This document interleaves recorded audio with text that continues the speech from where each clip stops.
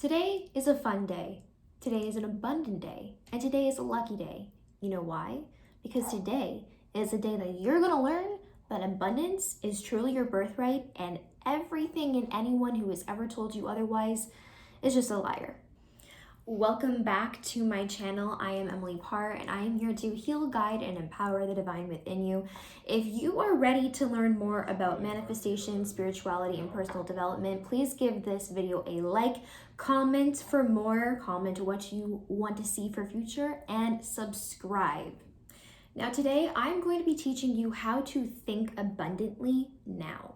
Meaning no matter what circumstances you're currently in financially, no matter where you are in the world, whether you live at home with your parents, whether you have nothing or everything, it doesn't matter what you may or may not have, this is how you're gonna start to think abundant. What the fuck happened? As I was saying, this is how you're going to start thinking abundantly now. Let's talk about what abundance actually is. So in simple terms, abundance is the umbrella term for a whole lot of something.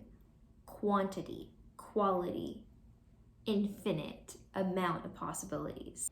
And through my experience with teaching people on how to really manifest, I have had a lot of confusion from my clients over what abundance truly looks like and how to manifest it and what that really means. And when it comes down to it, what I have found to be very helpful in the manifestation journey is understanding the type of manifester that you are. So I recently did a podcast interview with Megan Sen talking about human design, and within your human design, you can actually figure out whether you are a specific manifester or a non-specific manifester. I'm a non-specific manifester. This was news to me. I never thought that of myself. I thought I was more of a detailed thinker in that way. Turns out I am actually more abstract. And when you are a non-specific manifester and you're manifesting abundance, that can show up in a variety of ways rather than being like, for example, I'm manifesting a specific type of car or a specific job. When you're a non-specific manifester, you're specifically manifesting, when you're a non-specific manifester, you're manifesting the feelings of abundance. You're manifesting how good it's gonna feel when you achieve a certain thing. So another thing to keep in mind is when we talk about an abundance, for some people who are specific manifestors and want to align with that human design, you need to be specific. If you tell the universe you're manifesting abundance, the universe might send you an abundance of things that you don't need. It might send you an abundance of, say, lip gloss, just because I have it right here. You don't need an abundance of lip gloss. No one needs an abundance of lip gloss. I know we see that a lot on YouTube, but it's the truth. So being really specific about what abundance looks and feels like to you is where you need to start off. Figuring out, are you non-specific or specific manifester, and what does abundance actually look like? So from there, I want you to actually write down what that is. Write down what it feels like to be abundant. Write down what abundance looks like to you, what's important to you when it comes to abundance. Then we got to do the inner work. We got to do the shadow work. We have to look at the hidden, darker aspects of your psyche that are telling you that you are not deserving of those things that you originally wrote down. All of the thoughts, beliefs, patterns of behavior, systems that are working against you, that are not in alignment with the abundance that you see for yourself, with the abundance that you want to create in your reality. Now, this is where things get challenging because oftentimes it can be hard to recognize limiting beliefs on our own when they have been so ingrained and conditioned into us to think a certain way. So I will give the example of how I grew up, which is that I was taught that you needed to do a lot of DIY. Instead of spending your money on getting something fixed, you need to figure out how to fix it yourself. So for example, if like the handle in my bathroom was falling off, instead of getting someone in to take care of it or replace it or whatever, we would try to fix it ourselves. when I sat down and thought about what abundance looks like to me, what my most abundant, optimal timeline really looks like to me, it doesn't look like spending the time trying to fix the damn handle every single time it jiggles or falls off. It's just getting in a new handle and replacing it and not thinking twice about the money being spent. Because I know that ultimately that money is saving me the trouble and the time of having to continuously deal with something I don't really want to deal with. Oftentimes, the biggest limiting belief that I see people have around money, that I definitely have had myself in the past, is the fear of not having more come in. And this is generationally passed down.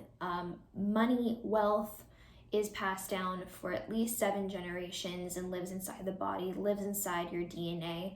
So the patterns and behaviors of your family before you, if they were negative or they were not in alignment with the abundance that you truly want to receive within this lifetime, it is up to you to really break that chain and start to identify the things that may have been limiting and may have been done out of scarcity, out of fear. When we think about abundance, we're thinking about coming back to our heart center and understanding that we are already abundant as we are. Abundance is truly our birthright. There is no limitation to what we are able to receive within this lifetime. And if you look around at all the things that you have right now, and I really encourage you to do so, write down what you have today that you may not have had in the past. Because when you take stock of of being grateful for what you already have, you are already recognizing the abundance that does exist. And in a way, you're sort of overriding some of the fears that you may have. You're giving evidence that the fears that you may discover about money and about abundance are actually completely untrue. Now, within the shadow work of going through these limiting beliefs, I want you to identify a specific situation that brought on stress around money or abundance. And I also want you to identify a specific situation where you had what you needed, where you received what you needed, even if it was in the last hour and God came through for you. The acknowledgement of both of these things signals to your brain that, number one, the situation that happened where you have been holding on to for a very long time is no longer there for you to serve, is no longer there to serve you, number one. And number two, that once again, you have evidence that those fears are not truly valid. When we think about having an abundant mindset, we're thinking about being open to all the possibilities. We're thinking about sharing, about generosity, about sharing whatever we have.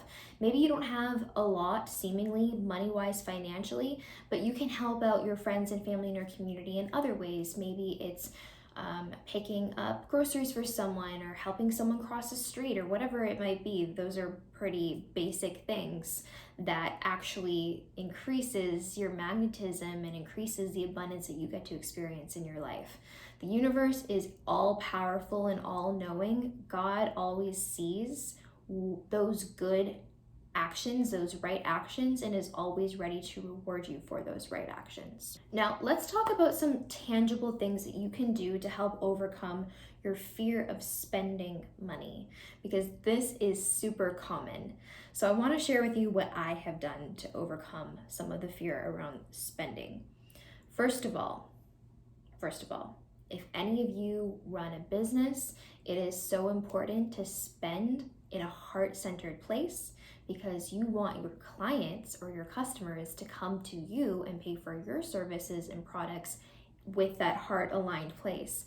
We all want to feel good about spending money. We all want to feel happy. We all want to feel like that purchase was made with good intentions, with good heart, and it's going to leave us feeling satisfied.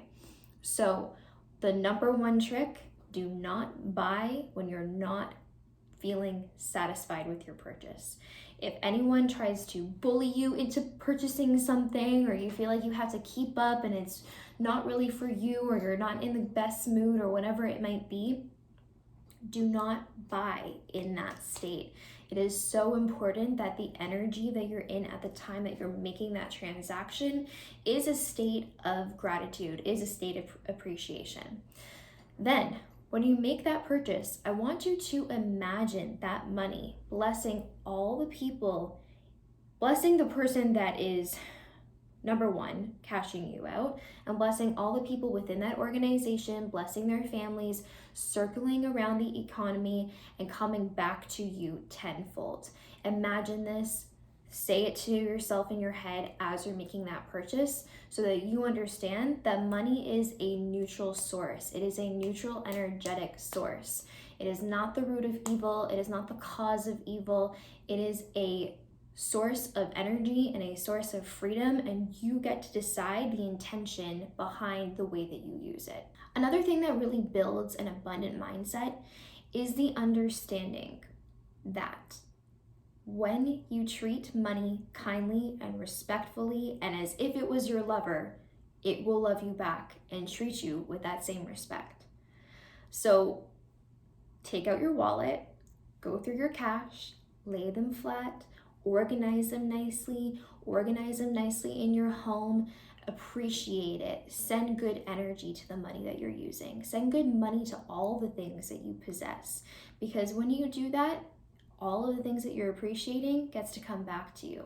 The way that manifestation works is that when we signal to the universe that we like something or that we're focusing on something, the universe goes, oh, they're focusing on this, I'm going to give them more of that.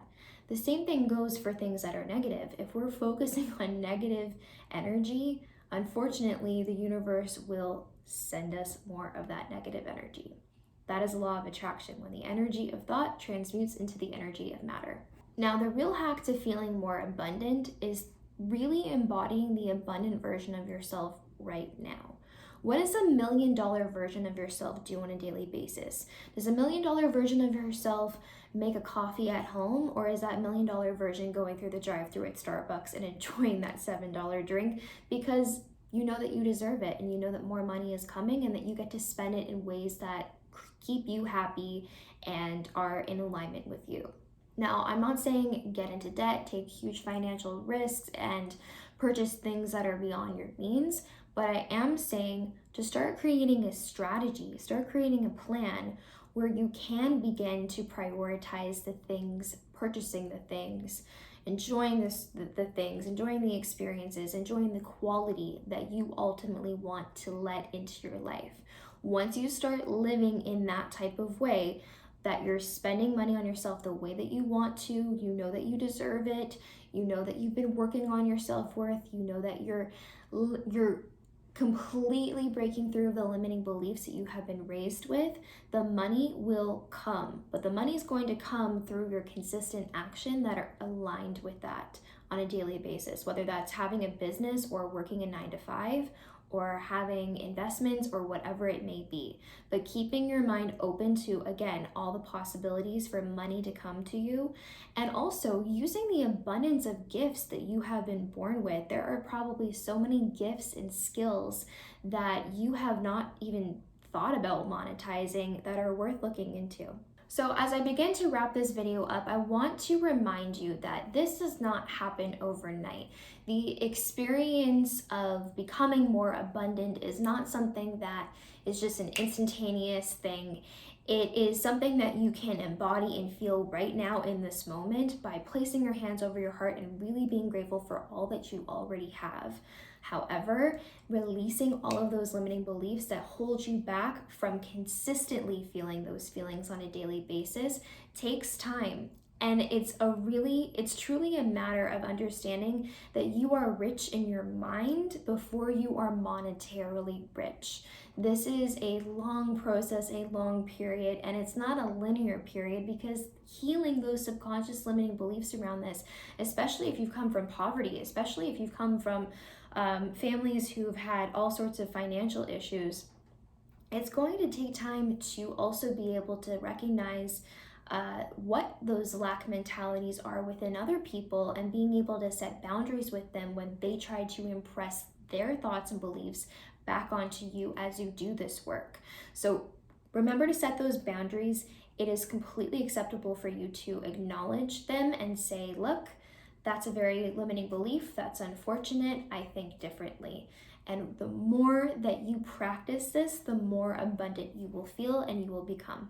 As always, if you would like more guidance from me and want to work with me one-to-one, you can book a reading or a manifestation planning session, as well as apply for my one-to-one Divine Feminine Mentorship Program, which is a 2-month program where I will be completely guiding you through the process of healing subconscious limiting beliefs, tapping into your soul gifts, and really embodying your unique goddess archetype. As I said at the beginning of this video, if you enjoy this, please like it, give it a comment, and subscribe, and I will see you next time. Stay golden.